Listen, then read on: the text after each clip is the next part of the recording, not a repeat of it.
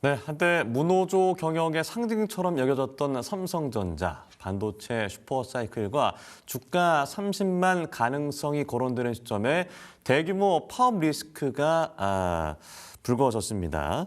산업계 연쇄 셧다운 공포에 대한 우려가 나오고 있고요. 대통령도 직접 언급을 하면서 관심이 더 모아지고 있는데요.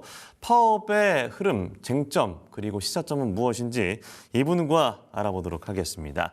리더스 인덱스 박주근 대표와 함께합니다. 안녕하십니까? 네, 안녕하세요. 네, 5월의 첫 거래일인 오늘 주가 흐름들 굉장히 좋습니다. 특히나 삼성전자, SK하이닉스 나란히 4%대, SK하이닉스는 9%대 상승하면서 140만 넘었고 시가총액이 1,000조가 넘은 상황입니다. 일단 1분기 실적 발표 워낙 좋게 나왔고 좋은 흐름 속에서 우려가 되는 지점이 바로 이 파업 이슈가 될 것 같아요. 반도체 초호황기의 한복판이라는 얘기가 나오고 있는데 삼성전자 노조의 대규모 파업 얘기 왜 나오는 걸까요? 우선 약간 이게 현재의 문제는 아니고 한 2, 3년 전으로 그것을 올라가야 될 것 같아요. 기억하시겠지만 지금은 삼성전자, SK하이닉스 실적이 사상 최대다 여러 가지 이야기를 하지만 한 2년 전만 해도 적자 이런 때가 이야기가 있었어요.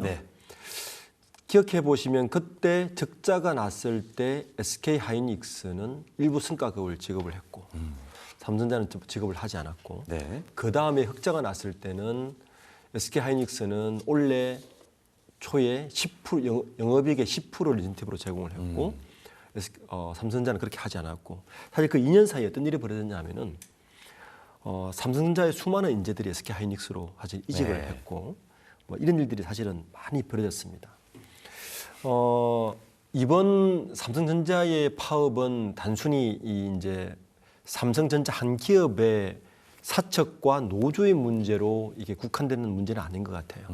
문제가 굉장히 확산이 됐고 대통령까지 이야기를 하고 산업장관까지 이야기를 할 정도로 사회적 이슈가 지금 굉장히 확산되고 있습니다. 그 이유는 뭐냐 하면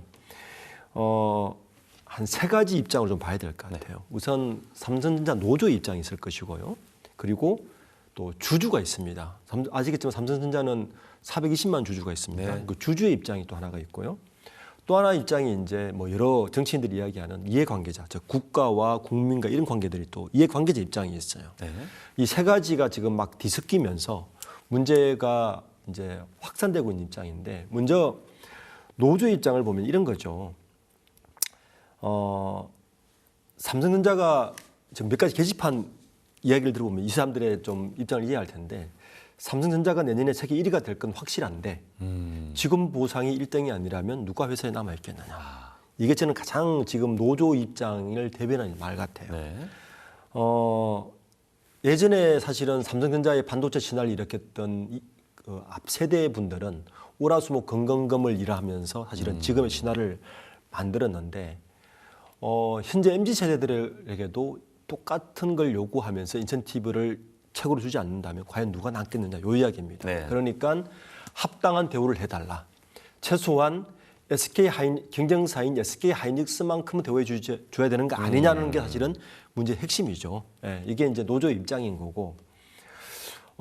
그런데 이제 그렇게 요구한 건 일견 어느 정도 타당해 보이긴 하는데 문제는 금액이 너무 과다한 겁니다. 지금 삼성전자 이번에 57조 영업이익 났죠.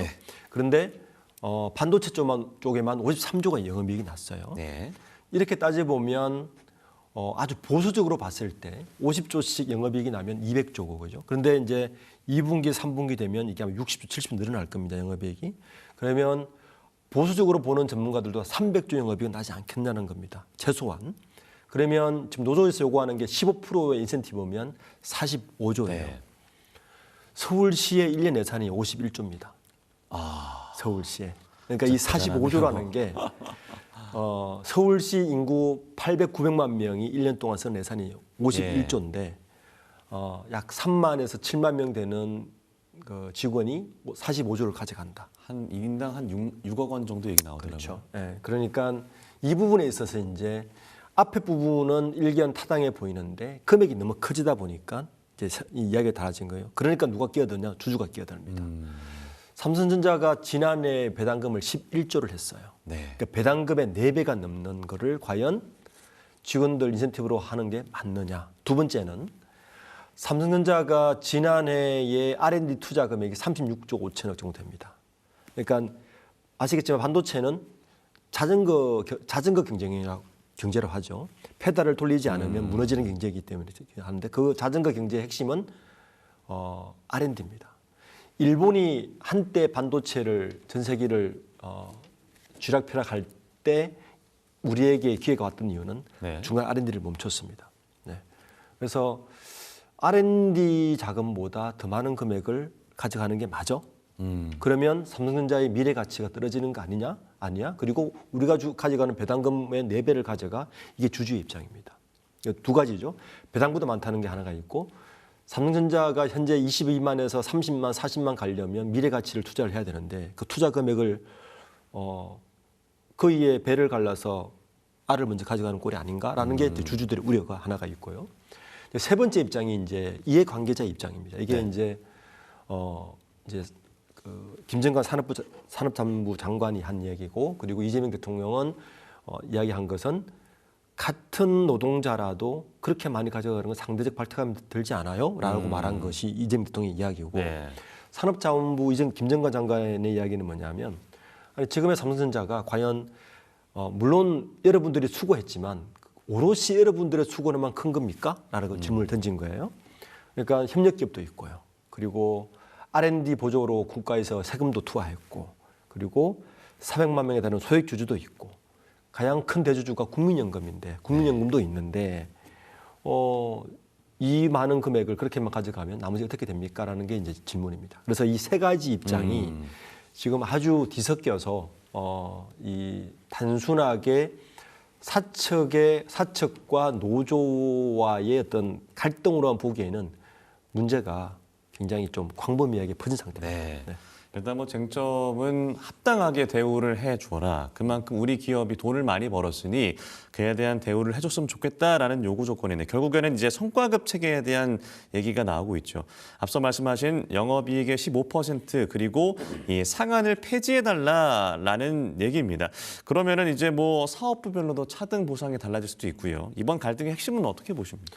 핵심은 역시 어떻게 분배하는가에 대해서 노조 측에서 강하게 이제 반발을 하고 있는 거예요. 네. 현재의 기준은 뭐냐면 OPI라 그래서 그러니까 초과 이익 성과급, 초과 이익 성과급을 주는데 상한선을 그려놨어요. 네.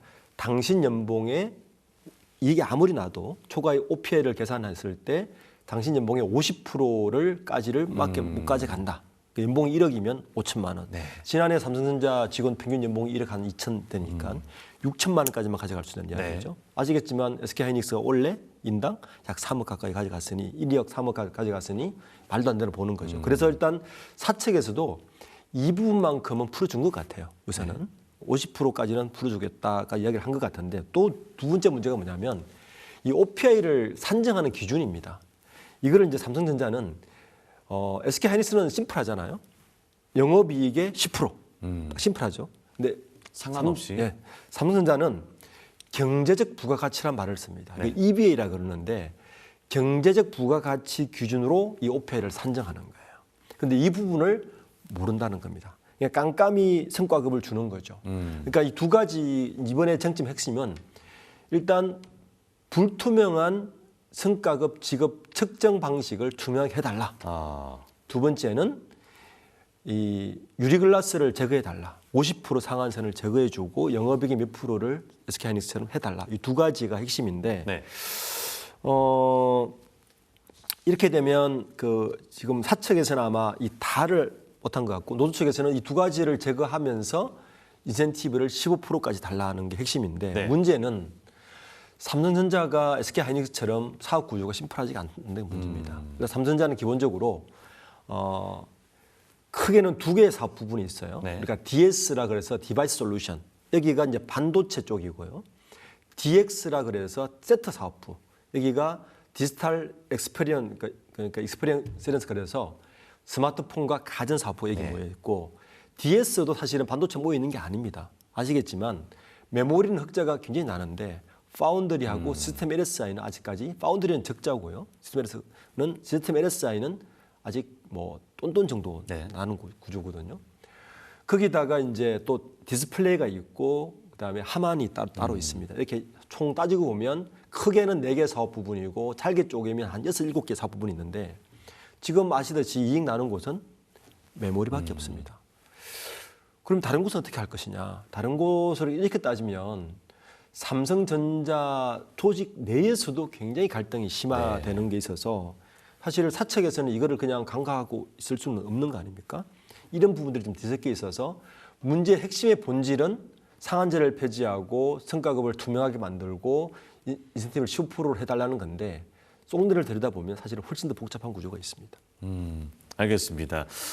이런 가운데 삼성전자 말씀하신 어떤 체계들이 다르기 때문에 그렇다면 이 사업 부문별로 어떤 차등 방식을 적용할 것인가? 그러니까 SK하이닉스식의 보상 체계를 그대로 적용하기는 그럼 어렵다는 거잖아요. 그렇죠.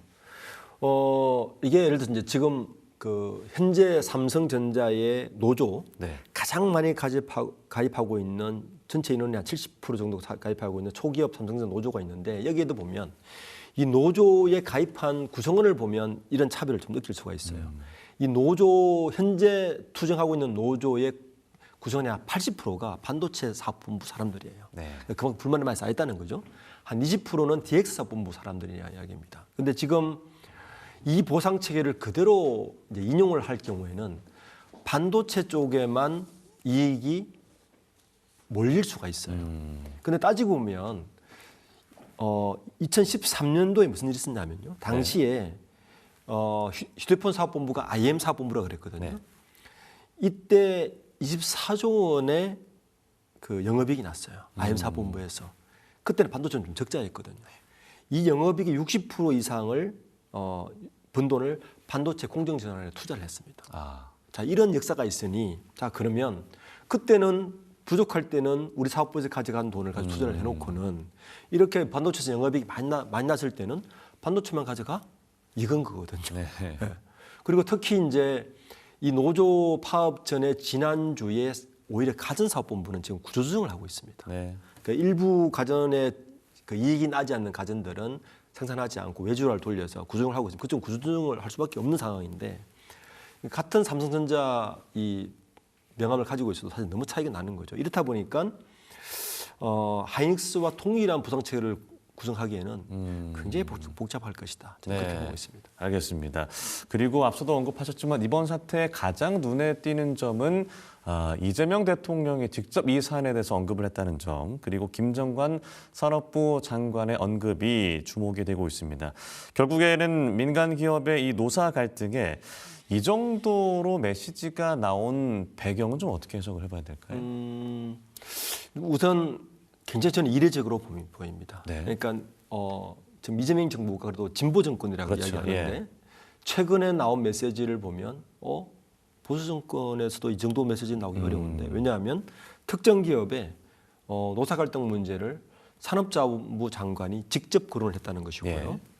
그리고 노동절 하루 전에 대통령이 그렇습니다. 노노 갈등을 일으킬 수 있을 정도의 강한 메시지를 지금 냈다는 건데 저는 더 좀 의아하게 봤던 거는 산업자원부 장관도 이야기를 하고 대통령도 이 사안을 이야기를 하는데 이 사안의 장관이? 본질인 노동부 장관은 예. 침묵을 하고 있단 말이에요. 그러니까 침묵을 특히 지금 노동부 장관은 민주노총 출신이지 않습니까? 예.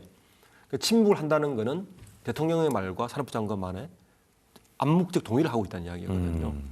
자, 그 말은 그만큼 진보 정권인데 불구하고 삼성전자의 노조가 요구하는 사항이 좀 과한 것이 아니냐는 메시지가 이미 담겨 있다는 것이고 두 번째는 시기가 너무 민감합니다. 지금 총파업 시기가 5월 21일부터 6월 7일까지예요. 네.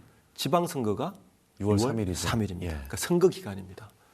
선거 기간에 이 삼성전자의 파업이 미칠 영향이 실로 막대하거든요. 왜냐하면 1분기에 우리나라 전체 수출 금액의 평균 우리나라 이제 수출 금액에 반도체가 차지하는 비중이 작년에도 꽤 잘 나갔는데 네.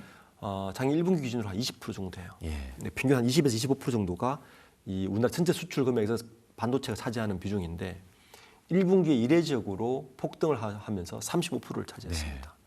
거기다가 지금 GDP 성장률도 외부 기관의 발표보다 어닝 서프라이즈를 해버렸거든요. 0.9% 성장한다 그랬는데 1.6% 성장했단 말이에요.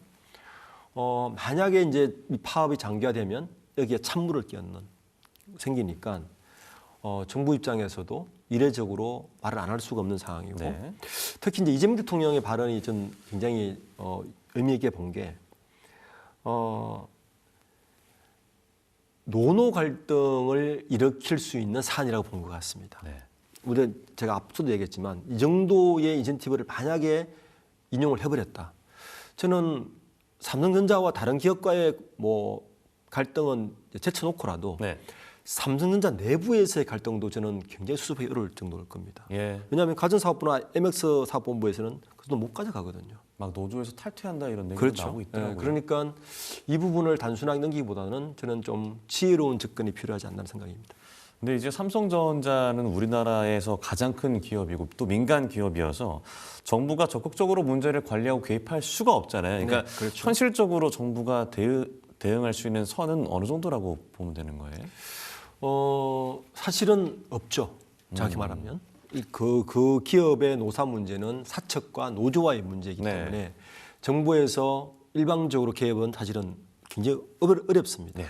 단지 정부에서 할 수 있는 이야기는 이런 거죠. 뭐 어떤 정치권의 이야기라든지 그다음에 지금 산업자원부 장관의 이야기라든지 또 하나는 국민연금이 이제 대주주니까 이제 주주로서의 역할도 사실은 있습니다. 네. 그 정도의 이야기지 이걸 가지고 직접적으로 이래라 저래라 말을 못 하는데 그런데 삼성전자는 조금 입장이 다른 것 같아요.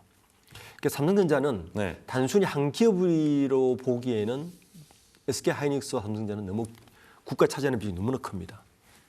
경제 성장률 그리고 수출을 차지하는 비중이 너무 크기 때문에 이런 경우에는 정부에서 어느 정도 중재나 합리적인 의사결정을 할 수 있는 지혜가 좀 필요한 때가 아닌가라는 생각이 듭니다. 예를 네. 들면 지금 삼성전자 노조가 요구하는 게 15%지 않습니까? 15%를 다 현금으로 쏟아부으면 사실은 제가 아까 우려했던 대로 R&D 자금보다 크고 서울시 1년 예산 정도 되는 네. 규모가 돈이 풀리면 과연 그게 맞느냐의 문제가 있으니까 일정 부분 뭐 예를 들어서 연봉의 100%나 상한선까지는 현금으로 주고 나머지는 자사주로 돌린다든지 해서 서로가 윈윈할 수 있는 여러 가지 방안들을 같이 모색해야 될 때가 아닌가 생각됩니다. 네, 말씀하신 대로 이제 6월 3일 지방선거가 한 달도 이제 남지 않은 상황이 됐습니다. 그러니까 정치 일정이 변수가 될 것이다라는 얘기도 나오고 있는데, 그러니까 삼성전자의 어떤 주가, 어떤 산업 충격은 보완하고 싶지만 동시에 이제 노동계와 또 정면 충돌하는 양상도 피하고 싶을 것 같아요. 그렇죠. 근데 지금 보면 이번 사태를 보면 5월 1일이 어제가 이제 그 노동절이지 않습니까? 네. 금요일이었죠? 금요일이었죠. 네. 노동계에서 별다른 메시지가 없습니다. 이 사태에 대해서. 그러니까 민노총이나 지금 뭐 다른 노동계에서도 이 삼성전자 사태에 대해서는 좀 다르게 보는다는 시각인 것 같아요. 좀 지나치다라고 보는 측면이 그렇죠. 있는 건가요? 그리고 또 하나는 이런 부담감이 있습니다. 지금 삼성전자도 파업이지만 사실은 삼성바이오로직스도 지금 파업 중이잖아요. 네. 다음이 뭐냐면 또 현대차예요. 5월에 모든 노동계가 지금 총투가 다 몰려 있습니다. 지금 삼성전자도 초과 이익이 굉장히 많이 나지만 다른 기업들도 방산이나 조선이나 초과 이익이 많이 날 것으로 예상되는 업계들이 있잖아요. 네.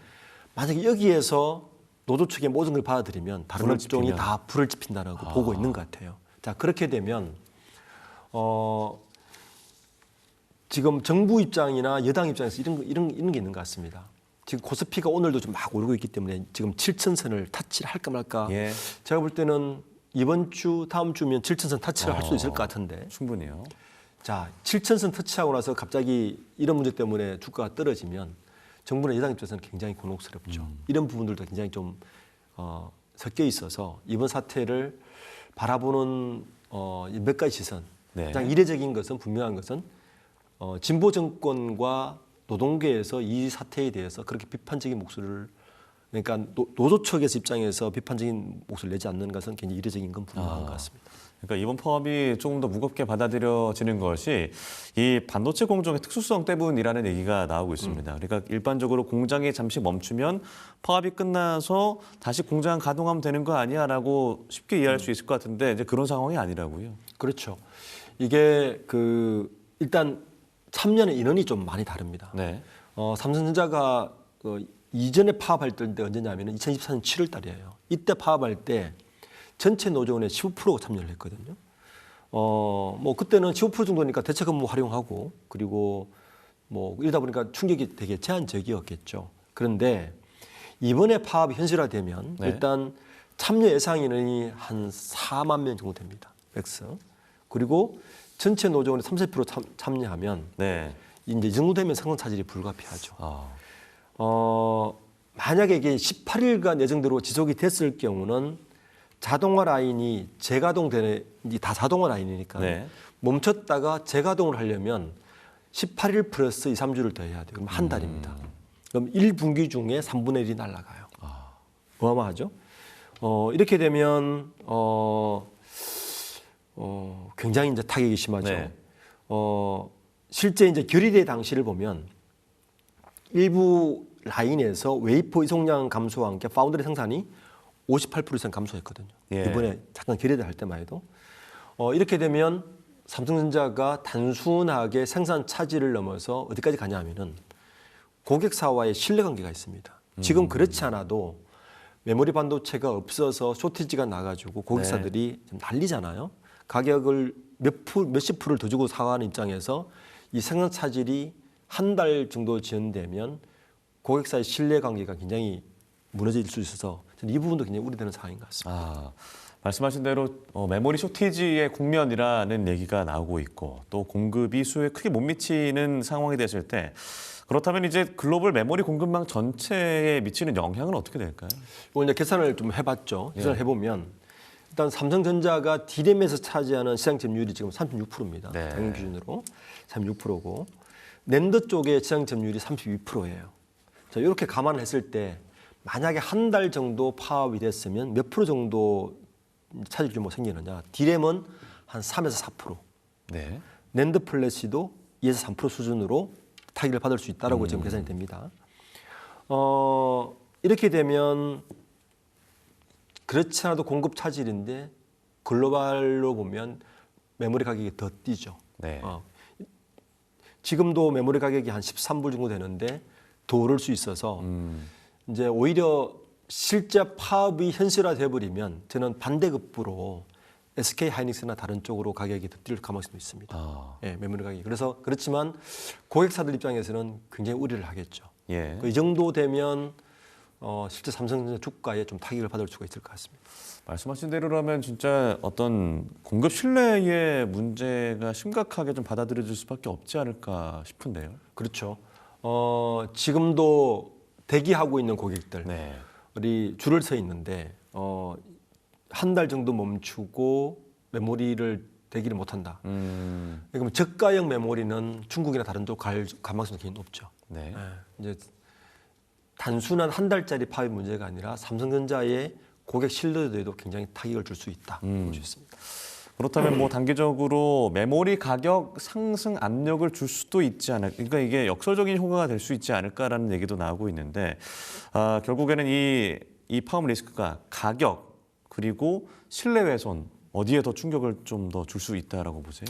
1차적으로는 가격이겠죠. 지금 재고가 메모리를 생산해서 보통은 이제 우리가 메모리 반도체가 생산해서 재고로 가지고 있다가 거기서 넘기는 요 기간이 일반적이면 한 1분기 정도, 네. 한 3개월 정도 재고량을 항상 돌리면서 유동량을 가지는데 지금은 반도체 어떤 상황이냐면 재고량이 2주 정도밖에 안 봅니다. 2주나 3주 보거든요. 지금 재고량 기준이. 네. 그러면 삼성전자가 총파업을 해서 21일부터 6월 7일까지 18일을 하면 2주가 넘죠. 3주 네. 되죠. 거기다가 공장을 멈췄다가 돌리는 데도 2, 3주면 한 달인데 그러면 재고 물량이 지금도 2주가 펑크 나면 바로 펑크가 나잖아요. 2주 곱하기 4주니까 두 사이클 정도가 펑크가 나버리는 거예요. 예. 이렇게 되면 일단 메모리 가격이 오르겠죠. 네. 그러면 일단 SK 하이닉스나 다른 쪽에서 미국의 마이크론이 반사이익을 먼저 받을 것이고, 그럼 삼성전자에게 메모를 살리고 대기했던 곳이 딴 쪽으로 가면 삼성전자는 한 분기 정도는 타격을 받을 가능성이 높다. 그러면 2분기에 영업이익을 최소 60조 정도 보고 있단 말이에요. 네. 57조였으니까 65조, 70조 올 건데 거기서 지금 일부 언론에서 나오는 최소 20에서 30조는 타격을 받을 수 있다는 거죠. 고계산으로 하면. 예. 그렇게 되는 거죠. 알겠습니다. 그렇다면 이제 총파업 예고 시점이 아직 좀 시간이 남아 있기 때문에 그 안에 노사가 타결을 할 수 있을 것인지, 중간 지점에서 봉합될 가능성이 클 것인지, 아니면 장기적으로 총파업이 이어질지 어떻게 예상하십니까? 저는 시기가 6.3 지방선거 코앞이고, 네. 이례적으로 이재명 대통령도 발언을 했고, 네.